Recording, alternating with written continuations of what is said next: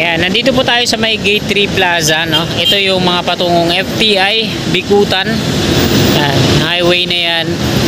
At dito naman, Lotton Avenue na po ito. Mga patungong NAIA Terminal 3. At dito naman, ayan yung mga patungong BGC. Kung mapapansin natin mga kasikap, yung center island niya dito, binakbak na siya ng build swell. Yung gumagawa dun sa NAIA Terminal 3, no? Yung sa parking at dun yung circle, sila din yung nagbakbak ng center island dito, no? Pero dito sa kabila, wala pa, di pa naumpisahan tanggalin yung center island. Dito lang sa part na to. Wala nang center island yan. Ayan naman yung Nicol Station ng PNR. Nilinis na nila yung bahagi niya yan dyan. Tapos lagyan nila ng harang yung harapan. So ito yung paligid niya dito. Hindi pa natatanggal. Nadidismantle yung mga relays. Ayan pa rin. Oh. Buo pa rin. At wala pang pagbabakod na ginagawa. Dito naman tayo mga kasikap sa may Sales Interchange. At ayan, yung center island dito, binakbak din ng build swell yan, no? Yung dati makita natin na meron pa dyan, nagdi-divide into two-way, no? Tapos dito naman yung, ayan, yung simbolo ng Pasay. Yung circle dyan na maliit, yung pinaka landmark. Ito yung Sales Interchange. Villamor Golf Course po yan dyan sa harapan natin. Pinaliit siya. Yung dating malaki dyan na may mga halaman yung gilid-gilid, lumiit siya. So yan, papakita ko sa inyo, no? Lumiit na yung ayan, no?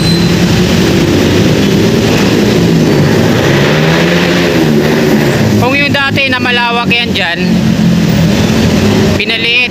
So ayan po sa harapan natin yung golf course, Villamor Golf Course. Ayan, patungong NAIA Terminal 3. At dito naman patungong BGC. So ayan mga kasikap, nandito po tayo ngayon sa may Andros Avenue. At ito yung NAIA Terminal 3 sa harapan po natin, no? Ito yung elevated na walkway, footbridge mula dito sa may McDo patungo yan doon sa arrival at departure area ng NAIA Terminal 3. At ngayon mga kasikap, mag-update po tayo dito sa ginagawa nilang off-ramp ng San Miguel Corporation. Pero yung Bauer po yung nagdi-drill ng mga pagtitirikan ng river cage dyan sa may circle. At ayan yung tutunguin natin. Ma-update ko kayo kung ano na yung latest na progress nila. So tara, let's go! Ayan, pakita ko sa inyo, ito yung NAIA Expressway patungong Cavitex po ito dito sa kanan. Ito naman yung on-ramp dito sa gitna.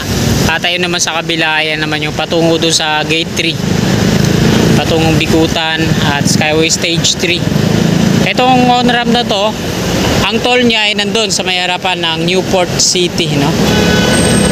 Andros Avenue po ito, patungong Baclaran. Sa kabila naman yung patungong Gate 3. NAIA Terminal 3 sa harapan lang natin, no? At ayan, patungo tayo doon. Yung center island din dito sa ilalim na binaklas na po yan ng build swell, no? Dinimolish. At yung mga gutter, inilipat doon sa may circle. Nag-add sila ng 3 lane doon sa circle, no? Ayan po yung pupuntahan natin at i-update ko sa inyo. So tara, let's go! Nasa ilalim po tayo ng expressway. Ito yung sinasabi ko sa inyo mga kasikap. Dati ito meron tong center island dito sa ilalim. Sa mismong kinalalagyan natin. Tinanggal nila yung mga gutter niyan, kabilaan. Tapos binakbak nila yung nandito sa gitna, yung nakaumbok. Patungo yan doon. Ang ginawa nila, ilagyan na lang nila ng mga flexible post na to. Ayan, yan. Ayan po yung NAIA Terminal 3 o Ninoy Aquino International Airport. Pansinin natin sa loob, merong mga heavy equipment na doon, ano? Ayun, may mga excavator na doon. Ayun sa unahan, tapos ito. At meron pa doon sa kabilang dulo.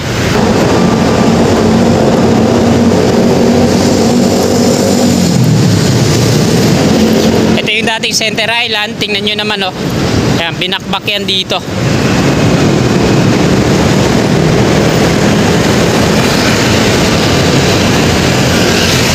Tingnan natin kung ano yung paggagamitan sa mga ayun, no. So ito mga kasikap, yung update dito sa loob ng ng NAIA Terminal 3. Ayan, no. Naglagay na sila ng bakod dun sa loob. Ayan yung kulay asul na yan, rib type na yero. Yan, pahaba yan hanggang dun sa dulo, no? Ayan yung mga excavator, yung gumagalaw, yung San Miguel Corporation po yan. Arrival at departure area ng NAIA.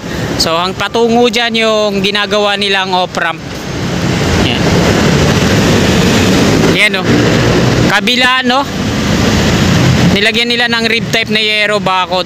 Andyan na yung construction nila. So sa mga hindi pa nakakaalam, dito din yung subway, no? NAIA Terminal 3 Station. Sa parking na to, mula dun sa dulo hanggang dito sa kabilang dulo. Ayan, no?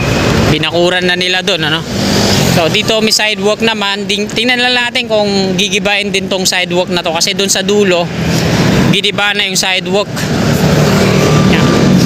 Itong ginagawa ng construction dito sa may NAIA, part pa po ito ng rehabilitasyon, no? Sa mga hindi pa nakakaalam, itong NAIA Terminal 3, ang magpapatakbo na po nito ay ang San Miguel Corporation. Ayan, no? Pakita ko sa inyo yung binakuran nila. Kabilaan yan. Tapos andyan yung mga heavy equipment nila sa gitna. Marami pala yung mga heavy equipment, malalim pala yan dun, no? Tungo dun sa kabila.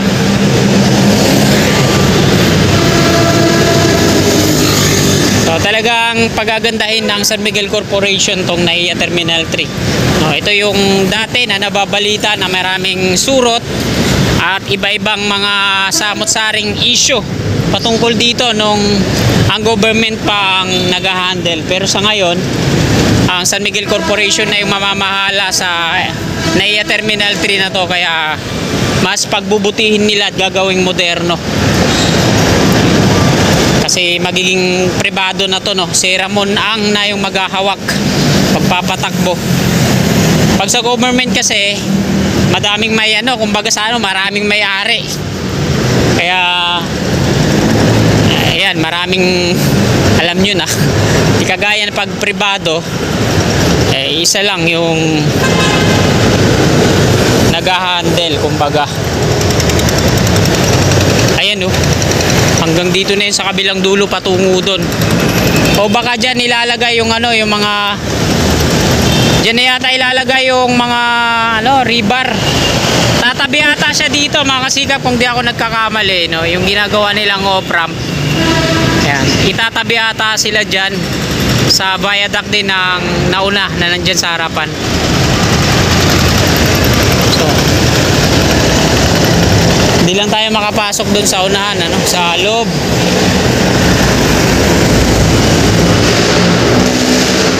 Ito naman yung pavement na binuwag nila, no, giniba. At nakalagay dito, temporary waiting area. Malawak din to, no?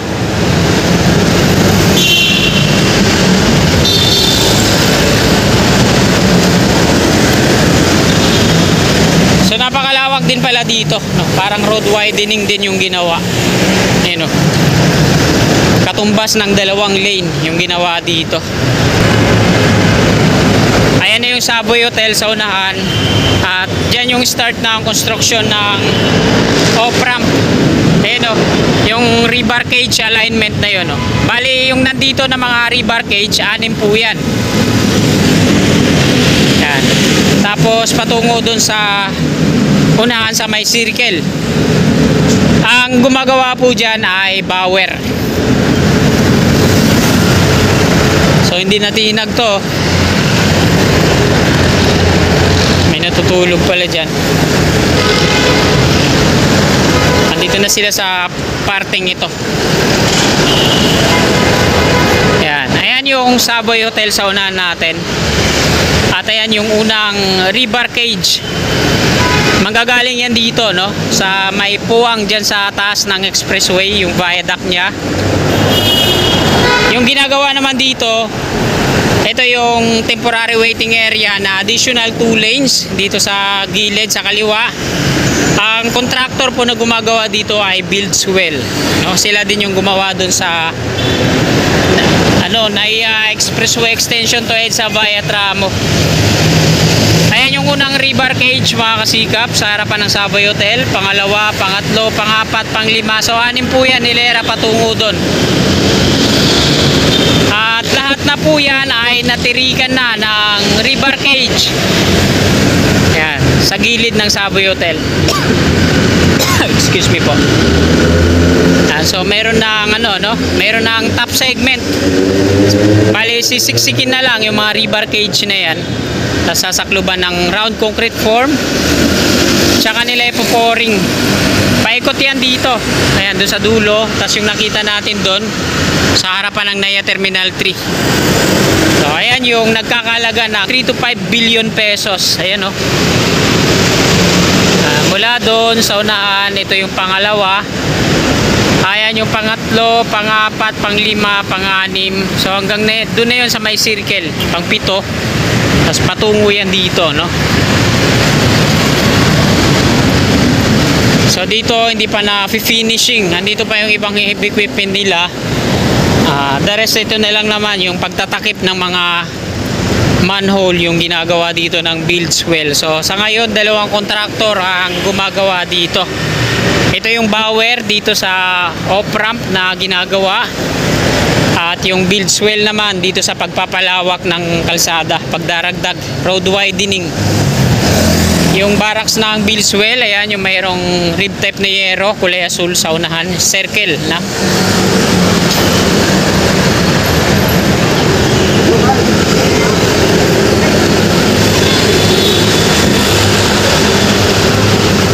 So tingnan natin kung makakaikot tayo dito para maipakita ko rin sa inyo, no?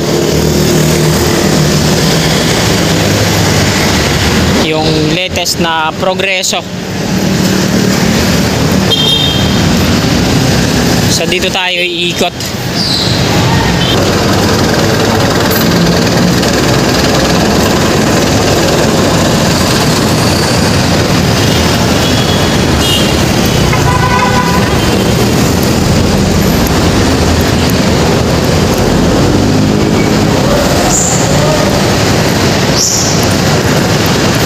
Yeah, mga kasikap, pakita ko yung rebar cage alignment mula dun sa dulo. Ayan o.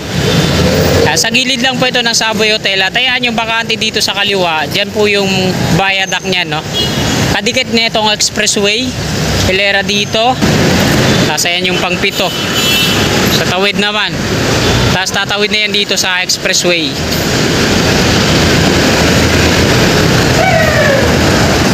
So tingnan natin dito.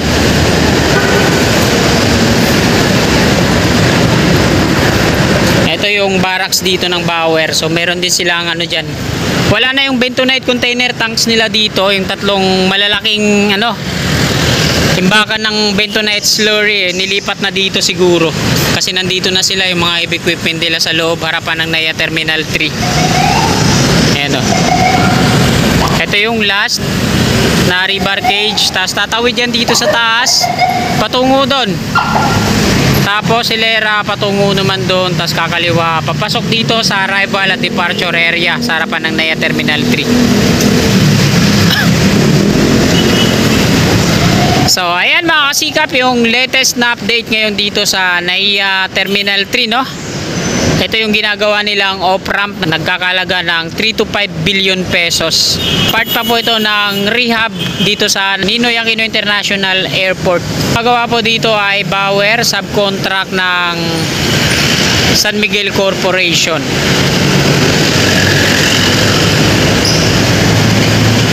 So hanggang dito na lang tong video na to. Marami pong salamat sa patuloy niyong suporta kay Kasikap Channel. At sana bago nyo lisanin tong video na to, pakilike na lang po sa mga kasikap natin na nakapanood at hindi pa po nakakapag-subscribe at willing po kayo na sumuporta sa akin. I-click lang po natin yung subscribe dyan sa baba sa gawing kanan yung katabi niyang bell. Bell po natin para always na updated po lagi tayo sa aking mga bago pang paparating na video. Maraming salamat mga kasikap. Magandang hapon at God bless po sa ating lahat.